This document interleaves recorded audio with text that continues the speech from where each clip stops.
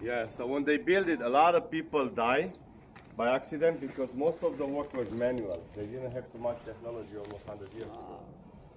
They say that it's a father and son buried in the concrete. This they is the down when they start to pour Hoover. They didn't know. They find out after when they start to Hoover count Dam. So someone say, "Oh, they was down there resting." This is the second to largest high bridge built in the US in the last 20 years. Now this dam is 25% empty at the moment. This is the other side of it. This is Lake Mead, a man-made or human-made lake when they built the Hoover Dam 1931 with 5,000 people. And it's low, 25% low.